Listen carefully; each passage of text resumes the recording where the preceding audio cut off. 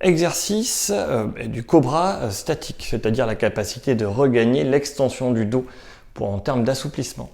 Donc comment je fais? Hop, toujours la même méthode pour me mettre allongé. Ça dans la gorge, ça va passer. Je suis dans la caméra, tout va bien. Donc c'est ça l'exercice. Pour ceux qui sont vraiment très raides, c'est juste ça. Je suis ici puis j'attends. Et je vais sentir un point au milieu du dos, ici, juste au-dessus de la ceinture. Ça peut être un peu plus haut, un peu plus bas, mais en général c'est à la ceinture ou juste un poil plus haut. Et l'exercice, comme toute forme d'étirement qu'on propose ici, c'est juste attendre. J'attends 45 secondes dans cette position. Si je ne bouge pas, mes douleurs vont diminuer. En fait, c'est que je suis en train de m'étirer. Et c'est juste ça, hein, c'est tout simple. Si vraiment on est très raide, ce qui peut arriver dans les cas de pathologie chronique très avancée, il suffit de rester à plat ventre, et puis j'attends. Rien qu'à plat ventre, j'aurai mal. Et puis après, progressivement, j'essaie de me redresser, de me redresser. Et dès que la douleur passe, je continue. Gagner l'extension du dos permet de bouger normalement. On en a besoin, il faut vraiment la travailler.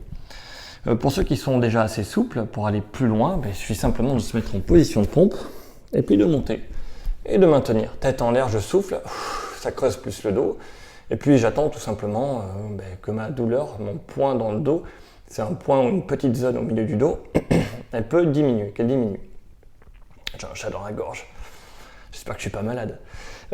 Quoi qu'il en soit, qu'est-ce qu'il faut retenir pour réussir cet exercice? C'est que si je contracte les fessiers, je vais avoir une barre dans le dos, ça va me faire mal. Et là par contre, ça va être négatif.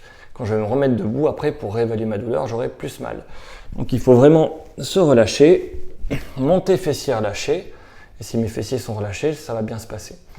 Et il faut aussi que les abdos soient relâchés. Comment je sais qu'ils sont tendus? C'est pareil, je vais avoir une barre dans le dos, mais je vais vibrer comme ça. Si je vibre, c'est que mes abdos sont contractés. Si je suis relâché, mais un peu comme ça c'est que mes fessiers, vous voyez, mon pubis se décolle, mes fessiers sont contractés. Voilà comment j'identifie dans les positions. La vibration, c'est les abdos. Hop, fessiers contractés, mon pubis va remonter. Donc, levez ce que vous pouvez. Maintenez la douleur 45 secondes. Elle va diminuer pour une même amplitude. Je continue à aller un peu plus loin. Je souffle, je lève la tête. Et puis, je continue. Si vous arrivez à regagner cette souplesse-là, ça va bien se passer. Alors, pour quelle raison il faut cette souplesse? C'est que lorsque je marche rapidement, j'ai besoin de lordose de dos, de souplesse de dos pour avancer. Et lorsque je cours, encore plus. Donc, un grand défaut des coureurs, c'est de ne pas avoir de souplesse de dos. Là, on ne peut pas courir vite, on peut courir que lentement. Et pour la marche, c'est pareil, il faut de la souplesse. Donc, travaillez cette souplesse-là.